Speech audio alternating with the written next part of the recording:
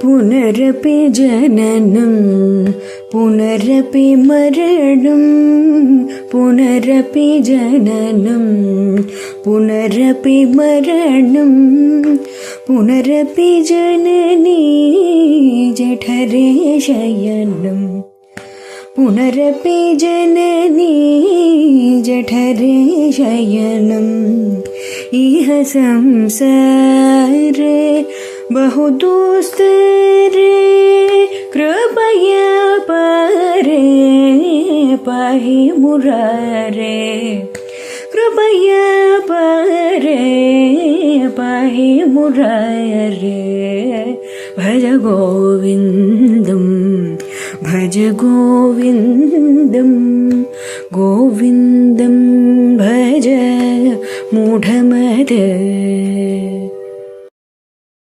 శ్రీశ్రవణం ఛానల్కి శ్రోతలందరికీ కూడాను మరొకసారి స్వాగతం. ఈరోజు మనం విన్నది మనందరం కూడా ఎప్పుడూ అప్పుడు విన్నటువంటిది, ఎప్పుడూ పలుకుతున్నటువంటి శ్లోకం. చాలా ప్రముఖమైన శ్లోకం ఇది.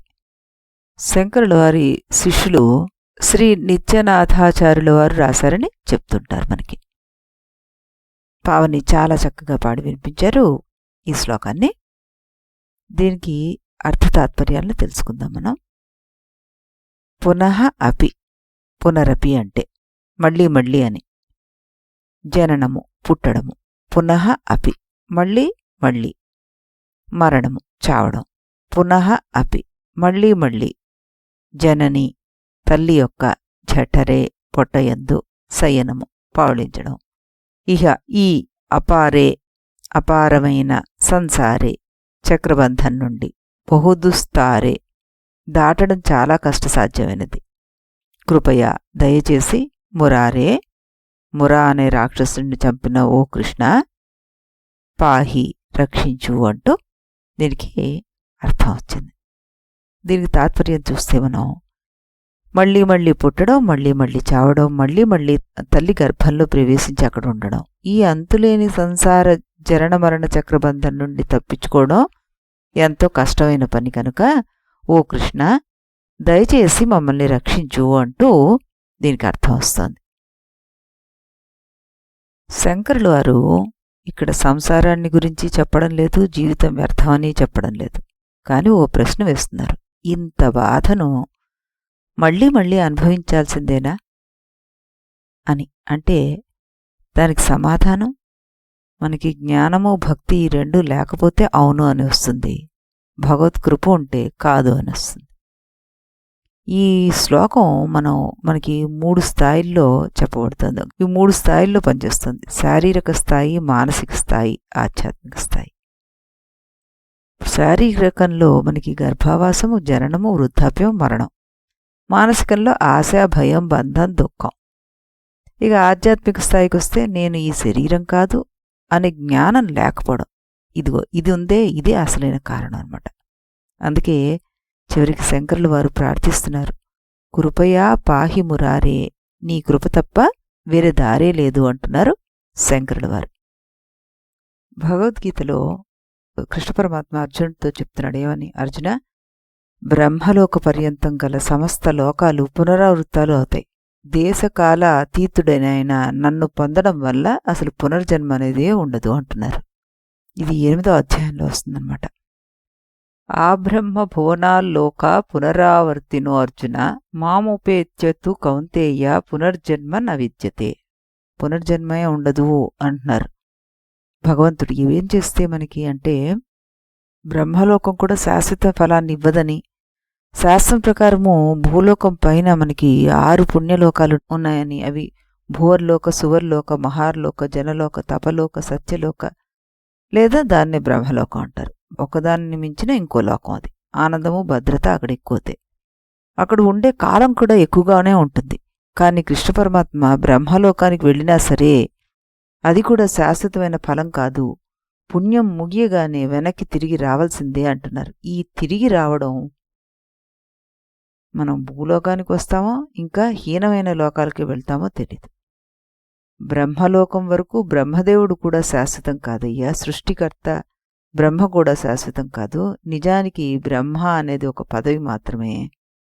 ఆయన కూడా శాశ్వతం కాదు. కనుక అర్జున, దేశకాలాలకి అతీతుడినైన నన్ను పూజిస్తే పునర్జన్మ ఉండదు అంటున్నారు. అందుకే భగవత్పాదుల వారు నీ కృప మాకు కావాలయ్యా అంటూ ఇందులో చెప్పడం జరిగిందనమాట. మనం ఈ జన్మనెత్తడానికి కారణం ఏమిటి ప్రతిసారి అంటే మన కర్మ ఫలాలు పోగనమాట. మనం వాటిని పేర్చుకుంటూ ఉంటాం కదా. ప్రతి మానవుడు ఏదో ఒక కర్మ చేస్తూనే ఉంటాడు. మమకారంతోటి, కోరికతోటి, రాగద్వేషాలతోటి ఇలా కర్మలు చేసినప్పుడు చేసిన కర్మల కారణంగా కర్మ ఫలాలు, కోరికల కారణంగా వాసనలు మనకి చుట్టుకుంటాయి. ఈ కర్మఫలాలు, ఈ వాసనలు రాకుండా ఉండాలంటే కర్మలు చేయకుండా ఉంటే సరిపోతుంది. అయితే మనం కర్మలు చేయకుండా ఉండగలమా? ఏ పని చేయకుండా మనం ఉండలేం కనుక పని చేయాల్సిందే. ఈశావాశోపనిషత్తు మనకి చెప్తుంది, నహి కశ్చిత్ క్షణమపి జాతి తిష్టత్య కర్మకృత్. కర్మలు చేయకుండా ఒక క్షణం కూడా ఉండడానికి వీలు లేదంటూ భగవద్గీత కూడా చెప్తుంది మనకి. అయితే ఎలా చెయ్యాలి ఆ కర్మల్ని అంటే కోరికలు లేకుండా చెయ్యాలి. నేను చేస్తున్నాను అనే స్పృహ లేకుండా, కర్తృత్వ బుద్ధి లేకుండా, కర్తవ్యతా భావంతో, భగవదార్పణ బుద్ధితోటి, ఈ కర్మలతోటి ఎటువంటి సంగం లేకుండా మనకి చేయగలిగితే నిష్కామమైన కర్మ చేసినట్టు అవుతుంది. అలా చేయగలగాలి మనం. అలా చేసినప్పుడు కొత్త వాసనలు మనకి రావన్నమాట. ఈ కర్మ ఫలాలు కూడాను అంటుకో. ఎలా చెయ్యాలి అంటే మన నిజస్వరూపం ఏమిటో అన్న తెలుసుకునే ప్రయత్నం చేసి దాన్ని తెలుసుకుని ఆ స్వస్వరూపమైన ఆత్మలో నిలిచి అక్కడే ఉండి మనం నిర్లిప్తంగా చెయ్యాలి. అలా చేసేటప్పుడు ఇక పునర్జన్మ రాదు. అయితే ఇక్కడ మనకు సందేహం వస్తుంది, పుడితే ఏమైంది, మళ్ళీ మానవ జన్మలో పుడితే ఏమిటి అని అనిపిస్తే, పుట్టినప్పుడు ఏడుపు, పెరిగేటప్పుడు ఏడుపు, వృద్ధాప్యంలో ఏడుపు, చనిపోయేటప్పుడు ఏడుపు. ఇవన్నీ కాకుండా నా వాళ్ళు అన్న ఏడుపు, నాకు ఏదైనా కోరికలు ఏవైనా ఉంటే అవి తీరలేదని ఏడుపు, ఇంకా ఏదో కావాలని ఏడుపు. వీటన్నిటికీ తోడు ఇక పైన మనకో లిస్టు చెప్పారు కృష్ణ పరమాత్మ. పైన లోకాలు కూడా, ఆ లోకాల్లో మనకి ఏ కష్టాలున్నాయో, ఎంత నరకం అనుభవించాలో. మళ్ళీ తల్లి గర్భంలో ప్రవేశించాలి. అక్కడ తల్లి తీసుకునే ఆహారంతో పెరగాలి. అక్కడ ఉండడానికి చాలా ఇరుకు. సూక్ష్మజీవులు లోపల ఇబ్బంది పెడుతూనే ఉంటాయి. మనకు చెప్తుంటారు కదా, జిగుప్సాకరమైన రక్తం, చీము, మాంసం మొదలైన పదార్థాల్లో నివాసం అన్నమాట అది. ఇక అక్కడ ఎలా ఉంటాం? తల కిందకి, మోకాళ్ళను ముడుచుకుని పైకి, అంతా ఉక్కిరి బిక్కిరిగా ఉంటుంది. దుర్భరం, బాధాకరం. ఇది గర్భనరకం. ఇలాంటి బాధాకరమైన పరిస్థితి నుండి మనల్ని మనం ఉద్ధరించుకోవాలి. మనకి ఇది సాధ్యమేనా? మన శక్తి సరిపోతుందా అంటే పరమాత్మ దానికి ఒకటే మాట చెప్పాడు, సర్వధర్మాన్ పరిత్యజ్య మమేకం శరణం వ్రజ అన్నారు. అహం త్వా సర్వపాపేభ్యః మోక్షయిష్యామి మా శుచః అన్నారు. నువ్వేమి బాధపడకయ్యా, సమస్త ధర్మాధర్మాల అనుష్ఠాన్ని పరిత్యజించి గర్భ జన్మ జరా మృత్యు వర్జితుణ్ణి, సర్వాత్ముణ్ణి, పరమేశ్వరుణ్ణి ఆయన నేనిక్కడ ఉన్నాను, నన్నొక్కడిని నువ్వు ఆత్మరూపంలో ఆశ్రయించు. నేను కాకుండా మరేదీ లేదనే దృఢ నిశ్చయంతో నువ్వుండు. ఆ నిశ్చిత బుద్ధి నీకుంటే నా స్వరూపాన్ని ప్రకటించి ధర్మాధర్మ బంధనాలైన ఈ పుణ్యపాపాల నుండి నేను విముక్తి చేసేస్తాను అంటున్నారు. నువ్వు బాధపడుకోని ఆయనే మనకి గ్యారంటీ ఇస్తున్నారనమాట. మరి అలాంటి ఆయన కృప కోసం మనం నిరంతరం ప్రయత్నించాల్సిందే, అది సాధించేంతవరకు అంటున్నారు ఇక్కడ భగవత్పాదుల వారు. ఇప్పుడు మనం తెలుగులో పద్యాన్ని విందాం. మాటి మాటికి చచ్చుట పుట్టుట, మాతా గర్భవాసము చేయుట, ఎడతెగనిది ఈ భవసాగరము, తరణమసాధ్యము తిరుమలనాథ. ఈ విధి శ్రీహరి ప్రార్థన చేయుము, పరిపరి ఆతని పదములు పట్టుము.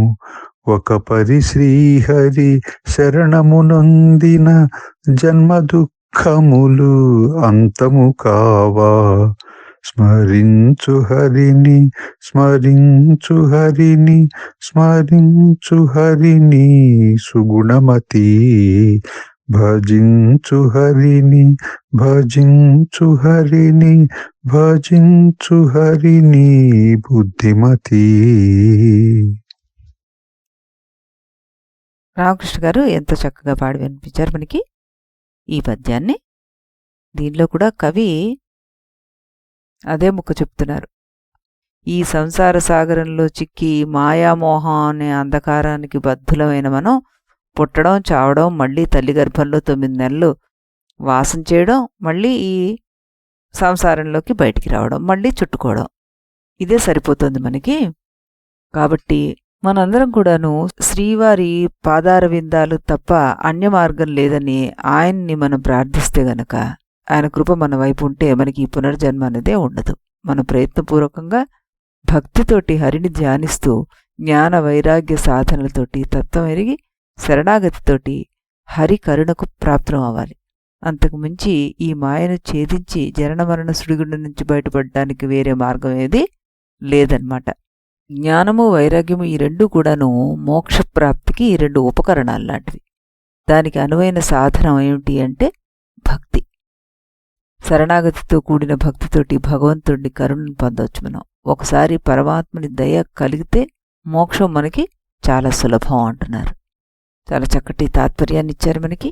మళ్ళీ మనం రేపు ఇదే సమయానికి ఇదే ఛానల్లో మరొక శ్లోకంతో కలుద్దాం. అంతవరకు సెలవు.